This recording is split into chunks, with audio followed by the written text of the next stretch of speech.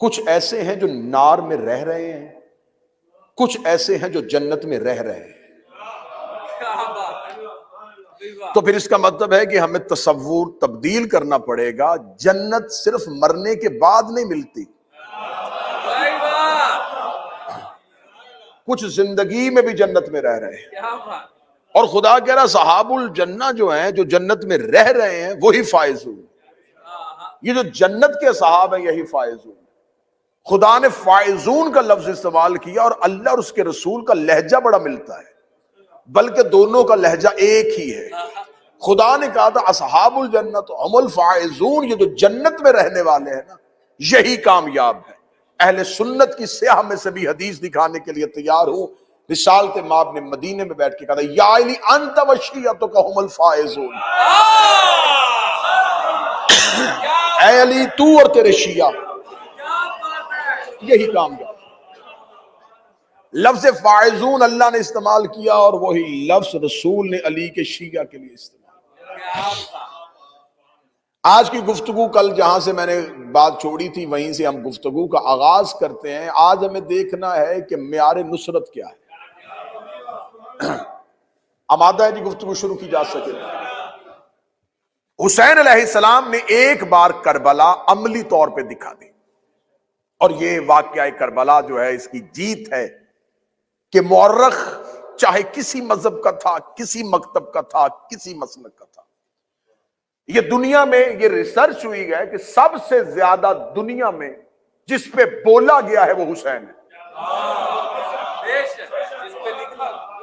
جس پہ سب سے زیادہ گفتگو کی گئی ہے وہ حسین، کیونکہ حسین اس بادشاہ کو کہتے ہیں کہ جس کے اس دنیا میں سب سے زیادہ گھر ہے۔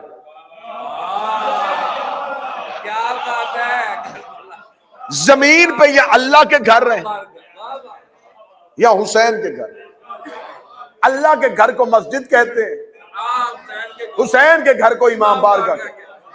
خدا کے گھر ہیں لیکن شرط ہے وہ ہر کسی کو نہیں آنے دیتا۔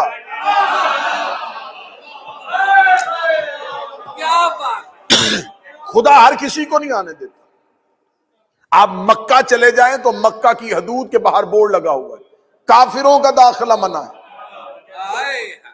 آپ کو ایسا کوئی بورڈ کربلا میں نظر نہیں آئے گا۔ اب آپ یہ نہ سمجھیے گا کہ اللہ نے پابندی لگا لی اور حسین نے اجازت دے دی، کیونکہ نماز کے لیے پہلے وضو کرنا پڑتا ہے۔ حسین توحید کے وضو کا نام ہے، حسین اللہ کے وضو کا نام ہے۔ جیسے کوئی بندہ مسجد میں بغیر وضو کے نہیں آ سکتا، اللہ تک کوئی بغیر حسین کے پہنچ ہی نہیں سکتا۔ مولا حسین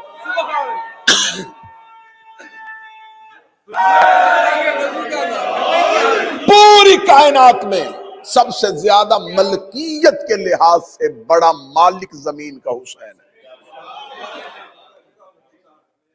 علی کاظم بھائی، سب سے زیادہ لفظ حسین لکھا جاتا ہے، سب سے زیادہ لفظ حسین بولا جاتا ہے، سب سے زیادہ لفظ حسین کی تکرار ہوتی ہے۔ دشمن نے بھی جب قلم اٹھایا اور مورخ نے بھی لکھا تو اس نے بدر کو جنگ لکھا، احد کو جنگ لکھا، خیبر کو جنگ لکھا، خندق کو جنگ لکھا، صفین کو جنگ لکھا، جمل کو جنگ لکھا، کربلا کو جنگ نہیں لکھا۔ کربلا کو واقعہ کربلا لکھا۔ کربلا واقعہ کربلا، کسی نے تعصب کے ساتھ لکھا تو سانح کربلا۔ میں منبر پر جملہ دینے لگا ہوں اور جملہ آپ کو ہدیہ کرنے لگا ہوں۔ یہ کربلا کے ساتھ لفظ واقعہ بھی غلط ہے، سانحہ بھی غلط ہے۔ واقعہ اسے کہتے ہیں جو وقوع پذیر ہو جائے اور پہلے نہ ہو، سانحہ اسے کہتے ہیں جو حادثہ ہو جائے اور پہلے کسی کو خبر نہ ہو۔ جملے کی داد لوں گا میں قدردانوں سے، نہ یہ واقعہ کربلا ہے نہ یہ سانحہ کربلا ہے، یہ معاہدہ ہے کربلا ہے۔ کیا بات ہے!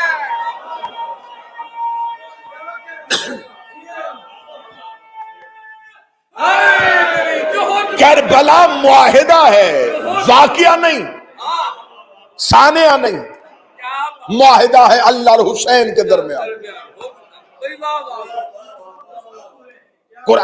قرآن اس بات کی تصدیق کر رہا ہے کہ جب خدا نے اپنے سب سے بڑے دشمن کو اپنی درگاہ سے نکالا تو اس ابلیس نے جاتے ہوئے اللہ سے کہا کہ معاہدہ کر لیں۔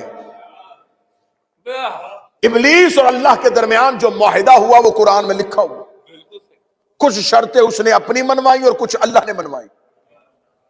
ہاں شرطیں لکھی ہوئی، اس نے شرط منوائی کہ مجھے موت نہیں دے گا، خدا نے کہا نہیں دوں گا لیکن وقت معین تک، میں نہیں دوں گا، چل مہلت دیتا ہوں۔ اس نے کہا ایک شرط، دوسری شرط اختیار میں کمی نہیں کرے گا، خدا نے کہا با اختیار بنا دیتا ہوں۔ با اختیار اسے کہا جہاں چاہوں وہاں پہنچوں، جہاں تک رسائی ہو وہاں تک کروں۔ خدا نے کہا ایک شرط تیری اور ایک میری ہے، پہنچے گا لیکن مخلصین تک نہیں۔ اسے کہا اگلی شرط ہے مجھے ہدایت کے رستے تک رسائی دے تاکہ بیٹھوں اور انسانیت کو گمراہ کروں۔ خدا نے کہا رسائی دوں گا لیکن تو گمراہ نہیں کر سکے گا جو میرے ہوں گے۔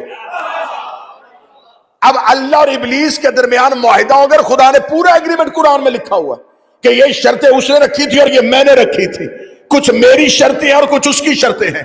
خدا نے معاہدہ دنیا کے سامنے اوپن کر دیا، یہ معاہدہ ہے جو میرا اللہ اور ابلیس کے درمیان ہوا ہے۔ آج تک مجھے کوئی مولوی ممبر پہ بیٹھ کے یہ بھونکتا ہوا نظر نہیں آیا کہ ابلیس کے پاس جو اللہ نے مہلت دے دی تھی اللہ نے اس سے صلح کر لی ہے، اللہ کے اس کے ساتھ تعلقات اچھے ہو گئے ہیں، اللہ کا اس کے ساتھ معاہدہ ہو گیا ہے۔ تم نے اللہ اور ابلیس کے معاہدے کو، اللہ اور ابلیس کی صلح نہیں کیا، تو جب حسن نے معاویہ سے معاہدہ کیا تھا تو اس کو صلح کیوں کہا؟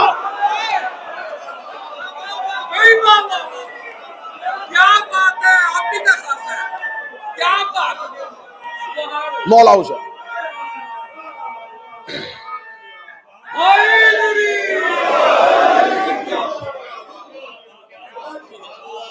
اور میں پھر کہہ رہا ہوں ممبر سے، آپ خطیب ہیں، شاید یہ زاویہ ممبر سے پہلی بار استعمال ہو اور اس نوکر کے حصے میں آئے کہ یہ جو امام حسن شہنشاہ اور فقیر شام کے درمیان معاہدہ ہوا تھا یہ صلح کا معاہدہ نہیں تھا۔ اگر اس معاہدے کو صلح کہو گے تو جو اللہ اور ابلیس کے درمیان ہوا، یقین کرو تم قرآن سے اللہ کی شرطیں دیکھ لو پھر تاریخ سے حسن کی شرطیں دیکھ لینا، شرطوں میں کوئی فرق نہیں ہے۔ خدا نے کہا تھا میں تجھے مہلت دوں گا تاکہ مجھے بھی پتا چلے تیرے کون ہے میرے کون ہے۔ حسن نے کہا میں تجھے اختیار دیتا ہوں تاکہ مجھے بھی پتا چلے تیرے کون ہے میرے کون۔ تو یہ معاہدہ ہے، تو کربلا سانے نہیں، کربلا معاہدہ ہے، کیونکہ ایک معاہدہ اللہ کا ابلیس سے ہو گیا تھا، اب اس کے پاس جسم تھا نہیں، وہ اتر نہیں سکتا تھا، اسے زمین پہ اپنا جو معاہدہ اس نے کیا تھا اس کی پاسداری کے لیے کوئی ایسا چاہیے تھا جو آخر تک اس کے معاہدے کی پاسداری کرے۔ خدا نے کہا اٹھو انبیاء میں سے کوئی ایسا جو میرا معاہدے کی تکمیل کرے۔ ہر نبی نے کوشش کی لیکن جب معاہدے کی شرطیں پڑھی انبیاء پلٹے۔ حسین علیہ السلام نے عالم زر میں روز اول میں اللہ کے ساتھ معاہدہ کر لیا، جانے دے اسے جہاں تک جاتا ہے، میں پاسداری کروں گا، یہ تیرا اور میرا معاہدہ ہے۔ اور جو امام حسین شہنشاہ نے اللہ سے معاہدہ کیا تھا، حسین علیہ السلام نے اس وقت ہی اپنے صحاب چن لیے تھے۔ شب عاشور میرے مولا حضرت ابوالفضل عباس نے، جو میں نے چوتھی مجلس میں کہا تھا، میرے مولا حضرت عباس نے کہا تم عالم زر کے چنے ہوئے لوگ ہو، تمہیں زمین پہ آ کے حسین نے نہیں چنا، تمہاری روحوں کو عرش پہ حسین نے چن لیا۔ تو اب یہ جو معاہدہ تھا غدیر اس معاہدے کی تکمیل کا اعلان تھا، غدیر اس معاہدے کی تکمیل کا اعلان تھا۔ اب حسین علیہ السلام نے دنیا کو بتا دیا کہ معیار نصرت کیا ہے۔ اور یہی معیار پلٹایا جائے گا، یہی عہد دوبارہ کروایا جائے گا، یہی عہد دوبارہ پھر ہوگا میرے آخری بیٹے کے دور میں۔ اس سے پہلے حسین ابن علی نے بتا دیا کہ نصرت کا معیار کیا ہے۔ ہمارے ہم ممبر سے بیان ہوتا ہے کہ امام حسین نے کہا حل من ناصر ینصرنا، اور اس کے بعد کہہ دیا جائے کوئی ہے جو مجھ غریب کی مدد کرے۔ توہین حسین ابن علی ہے۔ کس نے تمہیں کہا ہے کہ حسین مدد مانگ رہے تھے؟ اگر مدد مانگ رہے تھے تو 4000 فرشتوں کی فوج لے کے منصور کھڑا، جنات کا لشکر لے کے جعفر کھڑا، زمین پاؤں چوم چوم کے پھٹنے کے لیے کہہ رہی ہے، آسمان ٹوٹنے کے لیے کہہ رہا ہے، ہوا چلنے کے لیے کہہ رہی ہے۔ تو مدد مانگ رہے تھے، تو جب یہ ساری مخلوقات لبیک کہہ رہی تھی تو حکم کیوں نہیں دیا؟ مدد تو تھی نہیں۔ مدد ہوتی ہے ذات کی، نصرت ہوتی ہے مشن کی۔ معیار نصرت سمجھنا ہے تو پہلے نصرت کو سمجھنا پڑے گا۔ معیار نصرت سمجھنا ہے تو پہلے نصرت کو سمجھنا پڑے گا۔ میں یہاں پہ کھڑا ہو کے کہوں کہ مجھے میری اپنی ذات کے حوالے سے کچھ امداد کی ضرورت ہے تو ذات ہے۔ میں ایک عزا خانہ بنا رہا ہوں، اس کے لیے مجھے آپ مومنین کے تعاون کی ضرورت ہے، تو یہ نصرت ہے۔ اور دوسری بات بھی ذہن میں رکھ لینا، یہ جو نصرت کی آواز دی ہے یہ بھی ہر مخلوق کو نہیں دی، ورنہ کون کون سی مخلوق تھی جو مکہ سے چلتی ہوئی پیچھے تک نہیں، حسین نے واپس بھیجے، واپس جاؤ۔ کہاں جا رہے ہو؟ معاہدے میں نام ہی نہیں ہے۔ مجھے معاہدے والے لوگ چاہیے، پیچھے پلٹا دیے۔ نصرت کس چیز کی تھی؟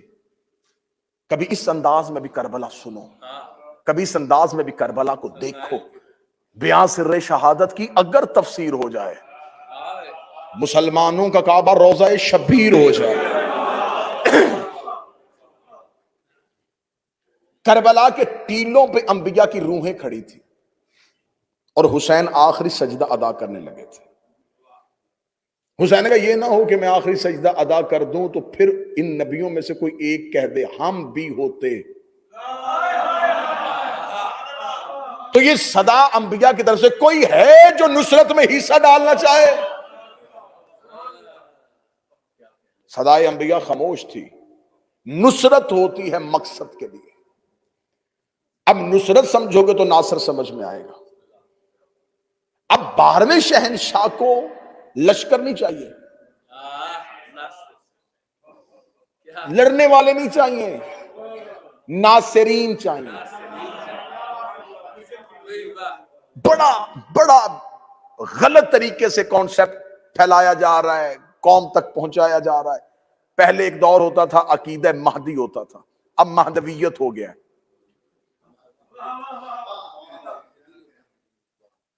ہمیں اسی عقیدے پہ رہنا ہے جس پہ مولا نے ہمیں رہنے کا حکم دیا تھا۔ ہمیں اس نظام کا اعلان ہوگا تو ہم نظام کے پیچھے چلیں گے۔ اس سے پہلے کسی خود ساختہ نظام کو ہم امام کا نظام نہیں سمجھیں گے جب تک امام کا خود کا نظام نہیں آ جائے گا۔ جب امام نے قیام ہی نہیں کیا تو ابھی حکم کیوں؟ حکم آئے گا جب امام قیام فرمائیں گے۔ بڑی سمجھنے والی گفتگو ہے اور آج کا خلاصہ ہے، ابھی امام کا قیام نہیں ہے، ابھی صرف تیاری کے دن ہے کہ نصرت پہ لیے اپنے آپ کو آمادہ کرنا ہے۔ کل میں نے 2 شرطیں پڑھی تھی اور آج آگے چلتے ہیں۔ نصرت کے لیے پہلی شرط یہ نہیں ہے، لوگ یہ سمجھتے ہیں کہ شاید ہم میں سے کوئی بہت بڑا عبادت گزار ہوگا تو پھر امام کے ساتھ ہماری ملاقات ہو جائے گی، اور ذہن میں رکھ کے عبادت کیا کرو، یہ جو تم عبادت کر رہے ہو یہ اہل بیت پہ احسان نہیں ہے، تم پہ واجب ہے۔ یہ کوئی اللہ پہ احسان نہیں ہے کہ ہم نے نمازیں پڑھ لی ہیں تو یہ ہم پر احسان ہے۔ جو بندہ گھر میں لائٹیں جلاتا ہے اس نے بل دینا ہے، جس نے اللہ کی نعمتوں کا استعمال کیا اس نے عبادت کرنی ہے۔ اہل بیت کے نزدیک آنے کے لیے عبادت شرط نہیں ہے۔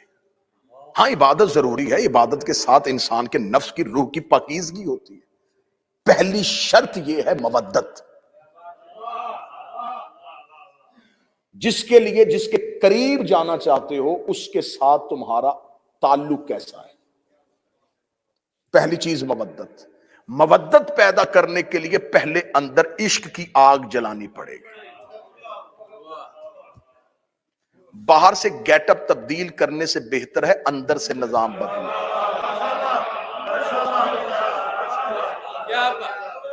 اندر آگ لگے گی تو باہر خود ہی آ جائے گی. آئے آیا.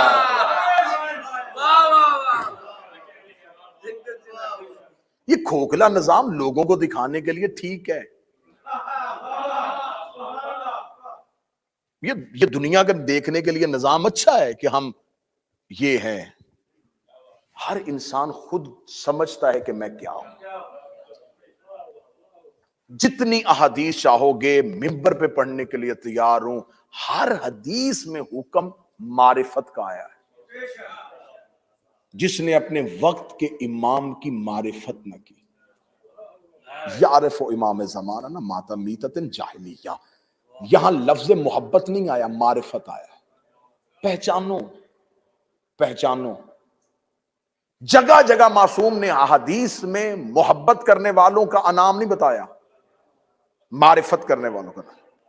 اب معرفت کیا ہے؟ پہچاننا اور ہے، جاننا اور ہے. چلے میں بڑی آسانی سے بڑی دو تین میں، ساری دنیا کے لوگ اسلام آنے سے پہلے اللہ کو جانتے تھے، پہچانتے نہیں. انہیں پتا تھا کہ کوئی ہے جو پتھر میں کیڑے کو رزق دیتا ہے، جو کوئی ہے جو سورج نکال رہا، کوئی ہے. تو انہوں نے اپنے اپنے تصور کے مطابق اپنا اپنا خدا بنا لیا. جو جس سے ڈرتا گیا اسے سجدہ کرتا گیا. یہ انسان کے ذہن میں خدائی کا جو تصور ہے وہ خوف کی بنیاد پہ. ہم میں سے ہر کوئی اپنے ذہن کے بنائے ہوئے خدا کو پوج رہا ہے. ہر انسان کے دماغ میں ایک خود ساختہ خدائی کا تصور ہے. بچوں کا خدا اور ہوتا ہے، بڑوں کا خدا اور ہوتا ہے، پڑھے لکھوں کا خدا اور ہوتا ہے. تو اصل میں اللہ کی عبادت نہیں ہو رہی، ذہن میں بنائے ہوئے بت کی پوجا ہو رہی ہے.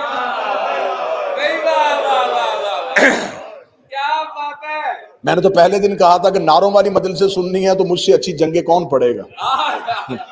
کوئی نہ کوئی جنگ شروع کرتا ہوں اور یہیں سے ہاتھ اٹھے ہوں گے اور نعرہ حیدری یا علی کی صدا. ہر ایک کے ذہن میں ایک تصور ہے اور تصور کی پوجا ہو رہی ہے، اور اس تصور کے پیچھے خوف چھپا ہوا ہے. ایک خوف ہے، ایک ڈر ہے. اس کی عبادت کریں گے ورنہ یہ دوزخ میں پھینک دے گا. اس کا مطلب ہے کہ عبادت محبت میں نہیں ہو رہی، ڈر سے ہو رہی. دو چیزیں اٹھے مجمع سے کوئی بندہ تم پہ اوپن، میں نے پہلے دن مجمع کو اجازت دی تھی کہ آپ سوال کریں گے مجھے خوشی ہوگی. دو چیزیں عبادت کر رہی ہیں، یا لالچ یا خوف. یا لالچ عبادت کروا رہا ہے یا خوف عبادت کروا رہا ہے. لالچ عبادت ہے، کریں گے تو کچھ ملے گا. خوف عبادت کروا رہا ہے، نہیں کریں گے تو کچھ ہو جائے گا. یا خوف ہے یا لالچ ہے، اس کی کون کر رہا ہے؟ ایک ہی جملہ تاریخ میں آج تک گونج رہا ہے، اے اللہ میں تیری عبادت، تیرے جنت کے لالچ میں نہیں، تیرے جہنم کے خوف سے نہیں. میں اس لیے کرتا ہوں. ہاں میں اس لیے رکا تھا، میں اس لیے رک رہا تھا، آدھا ٹکڑا پڑ رہا تھا کہ تم وہ جملہ پڑھو جو تم تک غلط پہنچایا گیا ہے، تاکہ میں پھر تصحیح کروں. کیا کہا جاتا ہے جی؟ علی نے فرمایا میں تیری عبادت اس لیے کرتا ہوں تو لائق ہی عبادت. لفظ لائق دکھاؤ، آج کے بعد ممبر پہ نہیں آؤں گا. علی نے فرمایا میں تیری عبادت اس لیے کرتا ہوں تو اہل ہی عبادت کے ہے. تو اس اہل ہے کہ تیری عبادت کی جائے. قرآن کی عزت کی قسم ہے، آدم سے لے کے اب تک اللہ کی اہلیت پہ صرف علی بولا ہے.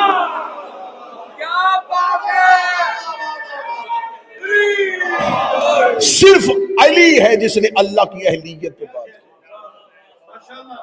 پہلے دن بچے کو اسکول چھوڑنے کے لیے جاؤ تو ٹیچر دے کے کہے گا اب یہ اس اہل نہیں ہے کہ اس کلاس میں بیٹھے، کیونکہ اس کے قابلیت جانچنے کا ہنر آتا ہے. ممبر پہ آپ ہر ایک کو نہیں بٹھائیں گے، آپ کو پتا ہے کسے بٹھانا، یہ کس کے اہل ہے. تو اہلیت پہ ہمیشہ وہ بات کرتا ہے جس کو قابلیت جانچنے کا ہنر ہو. امیر المومنین نے اللہ کی اہلیت پہ بات کی. تو یہاں عبادت ہے کس کی ہو رہی ہے؟ یہاں لالچ کی ہو رہی ہے یا خوف کی ہو رہی ہے؟ محبت کی تو ہو نہیں رہی، سجدہ محبت تو ہو نہیں رہا۔ معصوم کی حدیث التوحید سے پڑھنے لگا ہوں، شیخ صدوق نے اس کو نقل، بسم اللہ بسم اللہ۔ میرے چھٹے شہنشاہ فرماتے ہیں اللہم صلی علی محمد، تم میں سے ہر کوئی اسم کی عبادت کر رہا ہے۔ مولا فرماتے جو اسم کی عبادت کرتا ہے وہ شرک کرتا ہے، جو صرف معنی کی عبادت کرتا ہے وہ کفر کرتا ہے، جو معنی کی وجہ سے اسم کو جھکتا ہے وہ عبادت کرتا ہے۔ پھر حدیث سن لینا، پھر سننا، چھٹے شہنشاہ فرما رہے ہیں، مولا فرمان جس نے اسم کی عبادت کی اس نے شرک کیا، جس نے اسم چھوڑ کے صرف معنی کی عبادت کی اس نے کفر کیا، جس نے معنی کے ساتھ اسم کی عبادت کی اس نے عبادت کی۔ اب اس کی وضاحت سننا، اگر کوئی کہے اللہ کی عبادت کر رہا ہوں تو اللہ اسم ہے، کون ہے، کیسا ہے، کہاں ہے، تصور لے کے آؤ گے تو پاگل ہو جاؤ گے۔ تو پھر ایک اسم کے آگے جھک رہے ہیں جسے اللہ کہتے ہیں۔ معصوم فرماتے جس نے صرف اسم کی عبادت کی اس نے شرک کیا۔ کتاب کا حوالہ دے دیا التوحید شیخ صدوق۔ اعتراض سوچ کے کرنا، مذہب جعفریہ کا پہاڑ جتنا قد ہے مذہب میں شیخ صدوق کا، غیبت کبریٰ کے بعد اولین میں سے شیخ صدوق ہیں۔ انہوں نے حدیث نقل کی جس نے صرف اسم کی عبادت کی شرک کیا، جس نے اسم کے علاوہ اللہ کے معنی کی عبادت کی اس نے کفر کیا، جس نے معنی کے ساتھ اسم کی عبادت کی اس نے عبادت کی۔ سامنے بیٹھے سائل نے دیکھے کہ اللہ اسم ہے تو معنی کہاں سے ڈھونڈے؟ فرمایا نحن معانی الاسم، ہم آل محمد اس اسم کے معنی ہیں۔ تم تک اللہ نہیں آیا تھا، ہم آئے تھے، ہم نے بتایا تھا کہ اللہ ہے۔ جس نے ہم سے گزر کے عبادت کی اس نے عبادت کی، جس نے ہماری وجہ سے عبادت کی اس نے عبادت کی۔ تو تصور عبادت ہی ابھی تک زمین پہ نہیں پہنچا۔ ہم ہماری وجہ سے اس کی عبادت کرو، ہم تمہیں بتا رہے ہیں کہ اس کو سجدہ کرتے ہیں تو کرو۔ آج پوری دنیا میں ہر مسلمان، جس نے مسلمان ہوتا ہے، مسلمان ہو کلمہ پڑھ اشہد اللہ، میں گواہی دیتا ہوں اللہ ہے، میں گواہی دیتا ہوں۔ گواہی تو آنکھوں دیکھی ہوتی ہے، جب تو نے دیکھا نہیں گواہی کیسے دی؟ کہتے اس لیے گواہی دی کہ باپ نے کہا تھا پہلے دن ہی کان میں کہ یہ گواہی دے، باپ کو باپ کے باپ نے کہا تھا، اس کو اس کے باپ نے کہا تھا، اس کو اس کے باپ نے کہا تھا، حتیٰ کہ ہمارے نبی نے کہا تھا، ہمارے آئمہ نے کہا تھا۔ تو اس کا مطلب ہے یہ گواہی تو نے خود نہیں دی، تو نے سن کے دی ہے۔ اس نے اس سے سنی، اس نے اس سے سنی، اس نے اس سے سنی، اس نے اپنے امام سے سنی، امام نے نبی سے سنی۔ ممبر پہ ہاتھ رکھ کے برملا اعلان کر کے کہہ رہا ہوں تم نے سن کے دی ہے، انہوں نے دیکھ کے دی ہے۔ ان کی گواہی، یہ ان کی گواہی ہی گواہی تھی۔ اس کے بعد جتنی گواہیاں ہیں وہ کاپی پیسٹ ہے، وہ کاپی پیسٹ ہے۔ ان کی گواہی کے بعد ہم نے گواہی دے دی، انہوں نے گواہی دی تو ہم نے گواہی دی، انہوں نے دی تو ہم نے دی۔ اس کا مطلب ہمارا دین ان کی گواہی پہ کھڑا ہے، ہمارا پورا دین ان کی گواہی پہ کھڑا ہے۔ تو تصور عبادت کہاں پہ ہے؟ کس کو سجدہ کیا جا رہا ہے؟ کیسے سجدہ کرنا ہے؟ عبادت کا تصور کیا ہے؟ عبادت کا معیار کیا ہے؟ عبادت کہتے کسے ہیں؟ عبادت ہونی کیسے ہے؟ تو عبادت سمجھنے پہلے میں نے کہا کہ جاننا اور ہے، پہچاننا اور ہے۔ جاننے اور پہچاننے میں فرق۔ کسی ایک بندے کو باہر سے لے کے آؤ جو مسلمان نہ ہو، اسے کوئی یہ کیا ہے، وہ کہے گا ایک بک ہے، یہ جاننا ہے۔ 6 سال کا مسلمان کا بچہ لے کے وہ پہلے چومے گا آنکھوں کو لگا کے کہے گا یہ قرآن ہے، یہ پہچاننا ہے۔ کسی کو باہر سے اٹھا کے لے کے آؤ یہ کیا ہے، وہ کہے گا میز ہے۔ یہاں سے چھوٹے سے بچے کو سوئے کو اٹھاؤ وہ کیا ہے، وہ کہے گا ممبر ہے۔ جس نے میز کہا تھا اس نے غلط نہیں کہا تھا، وہ جانتا تھا، یہ پہچانتا ہے۔ جاننا اور پہچاننا اور۔ حکم ہے امام کو پہچانو۔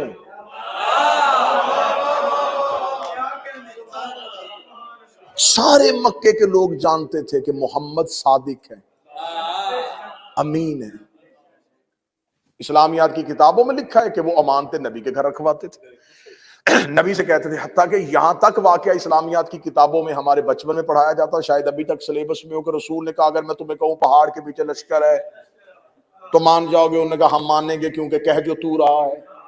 اتنا نبی پہ یقین کرتے تھے کہ وہ کہتے تو جو کہے گا ہم مان لیں گے، ہم صادق مانیں گے، ہم امین مانگیں، امانتے تیرے گھر رکھوائیں گے، ہر بات کا فیصلہ تجھ سے کروائیں گے، لیکن تجھے رسول اللہ نہیں کہیں گے۔ فضیلت کا اقرار کرنے سے کوئی فائدہ نہیں ہوا، کیونکہ فضیلت کے اقرار سے فائدہ نہیں ہوتا، حق کے اقرار سے فائدہ ہوتا۔ جملہ سننا اور پھر داد دینا۔ محمد کو، رسول کو صادق کہنا، امین کہنا، سچا کہنا، یاسین کہنا، طٰہٰ کہنا، مزمل کہنا، مدثر کہنا، یہ میرے نبی کی فضیلتیں ہیں۔ محمد رسول اللہ کہنا یہ میرے نبی کا حق ہے۔ علی کو مشکل کشا ماننا، علی کو حاجت روا ماننا، علی سے منتیں مانگنا، علی سے مدد مانگنا، علی کو اپنا سب کچھ ماننا، یہ علی کی فضیلت ہے۔ علی ولی اللہ، علی کا حق ہے۔ جیسے بندہ ہزار فضیلتیں مانے اور محمد رسول اللہ نہ پڑھے تو اسے کوئی فائدہ نہیں ہوتا، علی کے سارے فضائل پڑھے اور علی ولی اللہ نہ پڑھے کوئی فائدہ نہیں ہوتا۔ جس کا مطلب ہے فضیلتوں کے اقرار سے فائدہ نہیں ہوتا، حق کے اقرار سے فائدہ ہوتا ہے۔ آج کوئی بندہ کلمہ پڑھ کے کہے میں سیدہ کو سیدت عالمین مانتا ہوں، نبی کی بیٹی مانتا ہوں، جنت کی عورتوں کی سردار مانتا ہوں، یہ ساری فضیلتیں ہیں، فتح زہرا کا آقا۔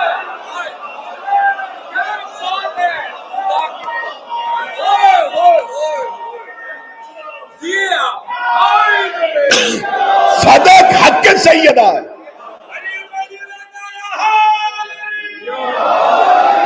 یہی وجہ ہے کہ سیدہ نے دربار میں اپنی فضیلت کی آیتیں نہیں پڑھی تھی، اپنے حق کی آیتیں پڑھی تھی۔ بی بی دربار میں کہہ سکتی تھی انما یرید اللہ میرے لیے آئی ہے، آیا مباہلہ میں گئی تھی، انا اعطیناک الکوثر خدا نے مجھے کہا ہے۔ بی بی نے دربار میں کھڑے ہو کے ایک آیت بھی فضیلت کی نہیں پڑھی، ساری آیتیں اپنے حق کی پڑھی۔ فضیلتوں کو جانا جاتا ہے، حق کو پہچانا جاتا ہے۔ اب ہم نے دیکھنا ہے کہ اہل بیت کا حق کیا ہے۔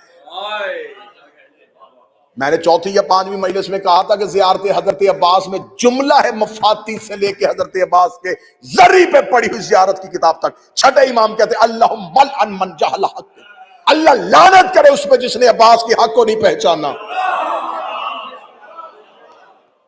تو شرط پہچاننا ہے۔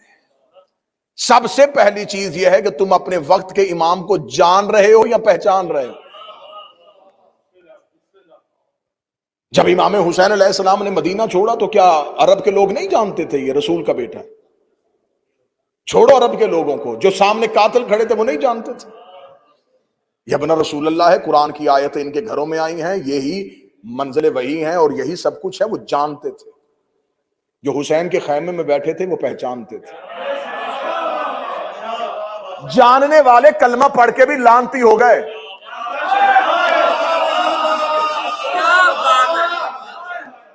کیوں تبرہ کرتے ہو آج؟ کیوں لعنت کرتے ہو؟ کیوں؟ ان کے کلمے میں شک تھا۔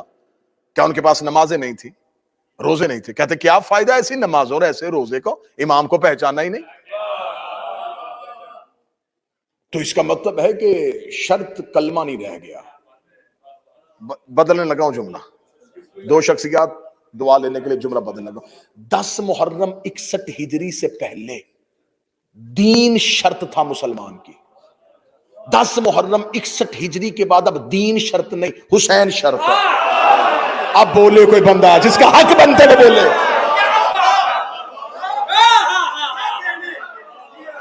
10 محرم 61 ہجری سے پہلے شرط دین تھا۔ اس نے جس نے لا الہ الا اللہ بھی پڑھا، علی نے بھی اس میں تلوار نہیں اٹھائی۔ بدر میں شرط اور تھی، احد میں شرط اور تھی، خیبر میں شرط اور تھی، خندق میں شرط اور تھی۔ جو ہی رسول نے اپنا آخری خطبہ دیا، رسول نے کہا شرط بدلو بھائی۔ مکے میں لا الہ پڑھنے والوں کو معاف کر دیتا تھا، مدینے میں آ کے محمد رسول اللہ شرط ہو گئی۔ سننا سننا سننا، مکے میں لا الہ الا اللہ پڑھتے تھے، میں معاف کر دیتا تھا۔ اب مدینے آ گیا، محمد رسول اللہ شرط ہے۔ اب کوئی صرف اللہ مانے اور مجھے نہ مانے کوئی فائدہ نہیں۔ اب میں دین کی شرط ہوں، جس نے اللہ کو مانا مجھے بھی مانے۔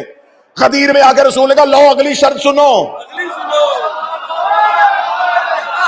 اب علی ولی اللہ شرط ہے، لا الہ الا اللہ محمد رسول اللہ پڑھو، اگر علی کو نہ مانا تو کچھ نہیں مانا۔ علی دین کی شرط ہو گیا، اس کا مطلب ہے کہ علی غدیر میں شرط بنا، محمد مدینے میں شرط بنا، ادھر دین کربلا میں پہنچا، حسین کا اب کوئی شرط نہیں، اب صرف حسین شرط۔